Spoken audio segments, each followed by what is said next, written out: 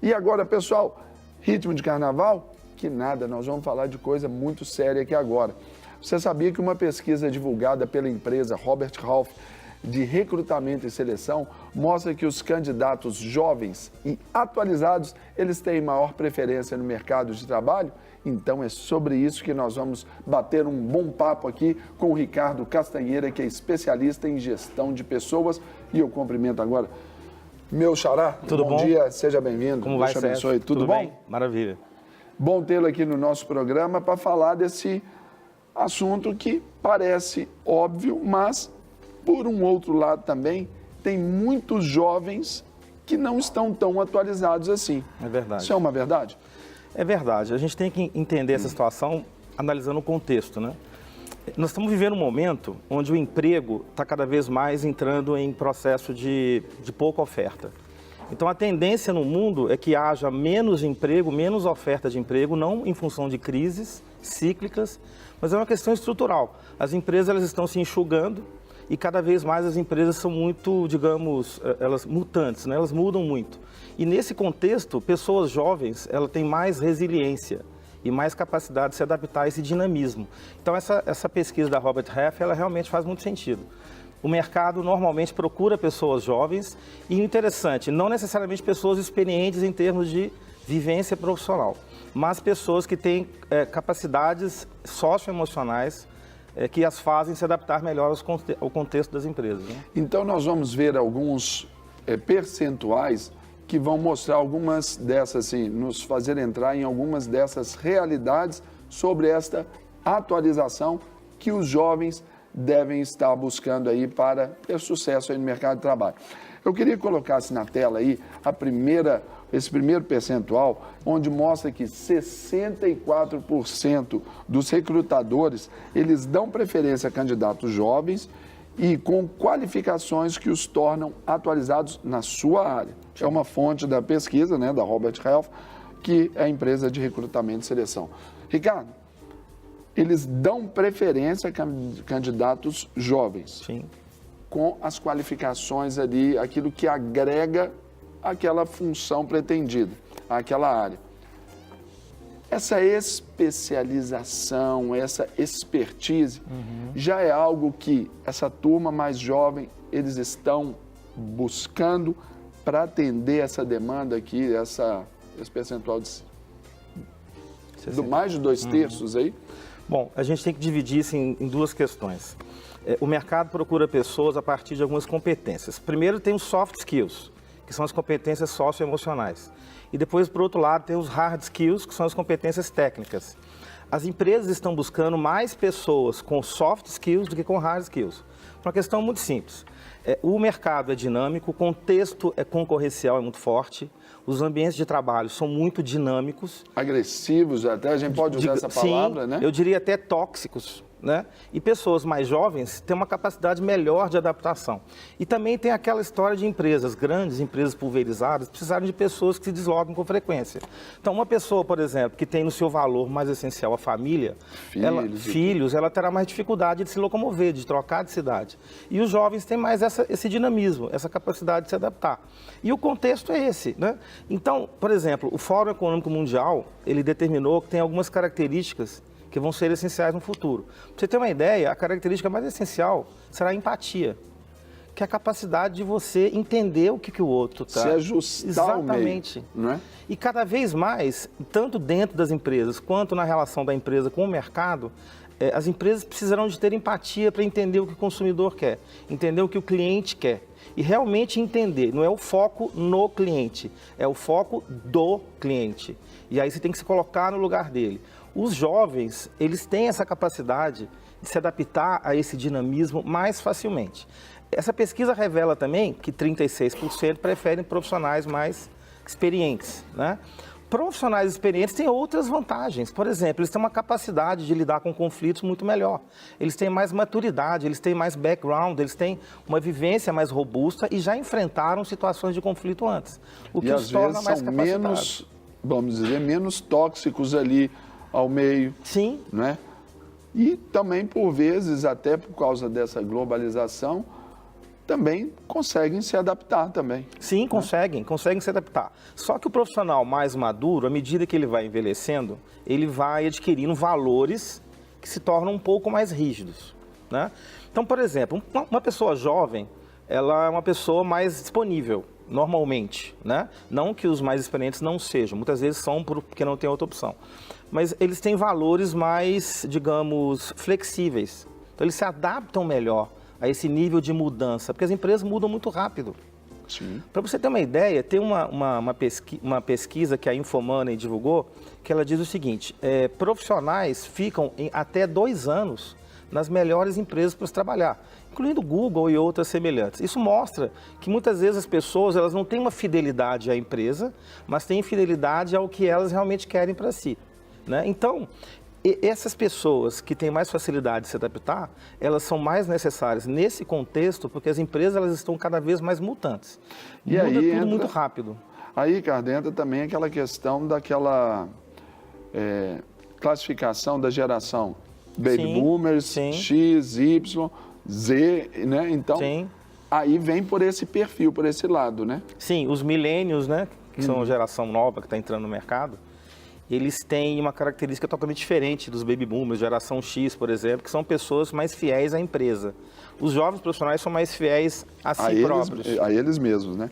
E é o que mostra aí essa segunda tela aí que a gente traz aí ao nosso telespectador, onde 90% dos recrutadores, eles preferem candidatos dinâmicos Sim. e inexperientes, em contraste com os 10% que dão preferência a candidatos mais acomodados e experientes. A fonte aí do mesmo Instituto de Pesquisa aí. Revela isso. Sim. Até porque a empresa, ao buscar esse dinamismo e a experiência, a empresa também ela vai fazer o seu investimento naquela pessoa para dar essa empatia com o que ela quer e com o foco do cliente, não é isso? Exatamente. O profissional mais maduro, ele já traz uma carga de experiência maior. Então, é normal que ele tenha já hábitos e processos mais recrudescidos. O que não quer dizer que ele não possa ser flexível. Mas o profissional jovem, ele é mais fácil de ser moldado. Não é uma palavra que eu gosto muito de utilizar, não. A gente não pode moldar ser humano, vamos combinar, né? Mas essa é uma prática do mercado. Os profissionais jovens são mais adaptáveis e têm mais disponibilidade para se adaptar à cultura da empresa, aos valores da empresa, ao que a empresa entende que é essencial, né? Para lidar com essa volatilidade que é o mercado hoje, extremamente volátil, né? E aí, quando a gente fala que o emprego está cada vez mais escasso, eu volto a repetir que esse é um dado importante. E eu chamo a atenção dos jovens que estão eventualmente me ouvindo. É muito importante o conhecimento, é muito importante ler de tudo, é muito importante você ser uma pessoa aberta a várias vertentes de conhecimento, não só do ponto de vista técnico, mas do ponto de vista cultural, entender o que está acontecendo no mundo. A prova disso é o próprio exame do Enem. Exatamente. Que requer ali essa amplitude ali, que esse espectro abra, até, por exemplo, no caso de um tema de uma redação. Exatamente. Que é um fator preponderante ali para você ter uma boa classificação ou não. Não é isso? É verdade. Agora, Ricardo, vamos para mais um outro dado importante sobre essa preparação dos jovens para o mercado de trabalho. Então, põe na tela, por favor, produção. 51% dos recrutadores consideram que um profissional com fortes habilidades técnicas, né, e experiência na sua área pode ser desclassificado da seleção por ter mudado de emprego várias vezes. Para 49%, o fato de pular de emprego em emprego não tira esse candidato do páreo. Ali, segundo a margem de erro do Ibope, 2 para cima e 2 para baixo, está no empate técnico. Empate técnico, exatamente. Essa é uma questão complexa. O que acontece? Eles alegam que se você fica menos tempo numa empresa, você tem pouco tempo de consolidar os projetos que você iniciou. Né? Essa é uma alegação que eles dizem. Isso é o que joga contra, né? Exatamente. O fato dele, por exemplo, não ter tido tempo ou não ter tido, na visão, eventualmente, no recrutador, um comprometimento em permanecer e concluir projetos, pode levar ao entendimento de que ele fará o mesmo nas próximas empresas. O que não é necessariamente uma verdade, mas é uma estatística. E essa estatística, ela leva as empresas a analisarem esse tipo de situação e as colocam numa posição defensiva. será que eu vou investir num cara que não conseguiu ficar nas outras empresas muito tempo? Até que ponto isso vai gerar resultado para mim? Até mesmo pensando ali na questão de gestão, bom, eu faço um investimento na vida dele, na vida deste funcionário, desse colaborador e, dentro em pouco, se alguém acenar com uma proposta melhor de trabalho, ele vai. Então tem esse lá também que já faz parte dessa competitividade toda aí no mercado de trabalho. Né? Agora tem o outro lado da moeda, né? As próprias empresas, elas promovem muitas mudanças. E elas são muito suscetíveis ao mercado, ao consumidor, aos concorrentes, às regulamentações governamentais, inclusive. Então, isso também promove um índice de permanência médio das pessoas nas empresas menor. Então, eu costumo dizer que hoje o tempo de permanência médio gira em torno de 2 a 3 anos. 2 a 3 anos. Então, essa é uma tendência de mercado. Então, me parece, não é possível, digamos, você taxar alguém que fica menos tempo como alguém que não é viável. Porque isso é uma tendência de mercado. A volatilidade, ela se dá em todos os aspectos, inclusive na permanência da pessoa, por conta do desejo da empresa. Muitas vezes a empresa tem pouca paciência para esperar o profissional dar resultado. E aí, o que ela vai fazer? Por exemplo, tem líderes que têm menos paciência para resultado, outros são mais desenvolvedores. Então, muitas vezes, a permanência do indivíduo depende muito do líder. Até porque a gente poderia colocar aqui sobre esse contexto, aí eu peço a quarta tela para a gente. Sim. 70% dos profissionais desempregados entrevistados não recusariam uma oportunidade se a remuneração fosse inferior à que eles ganhavam anteriormente.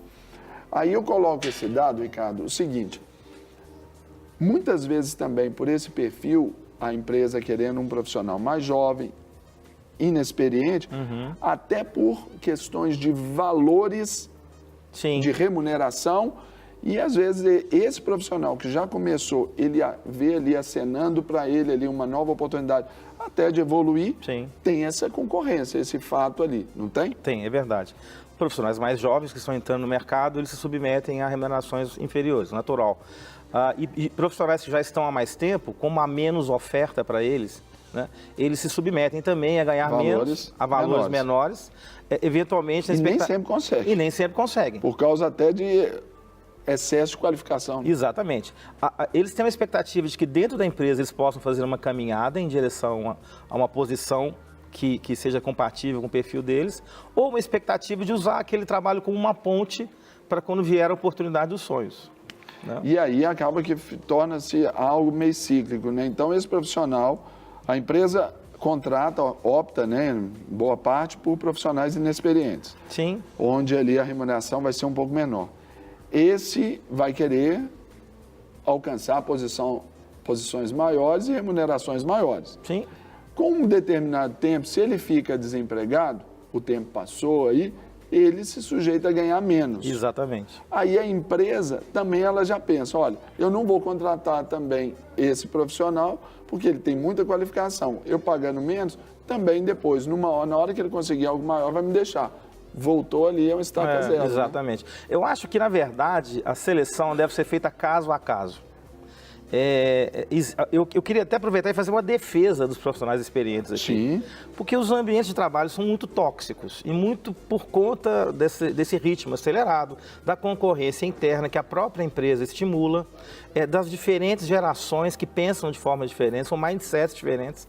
Então, o profissional experiente, além da carga de experiência e vivência dele, inclusive técnica, ele tem também a capacidade de mediar, que hoje eu acho que é uma competência essencial e que vem dessa questão da empatia também.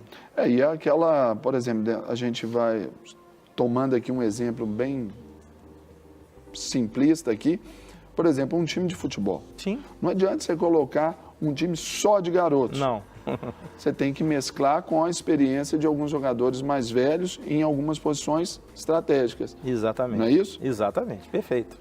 Gente, para terminar a semana aqui, começamos, né, com o nosso De Tudo Um Pouco, um assunto extraordinário como esse, principalmente nesse tempo de recolocação profissional, nesse tempo aí onde a gente ora para que o Brasil, reativando a economia, as opções de trabalho, de emprego, elas sejam retomadas para a gente diminuir esse déficit aí de mais de 12 milhões de desempregados, né? Então, contamos aqui com a sabedoria, com os ensinamentos do Ricardo Castanheira, que é especialista em gestão de pessoas.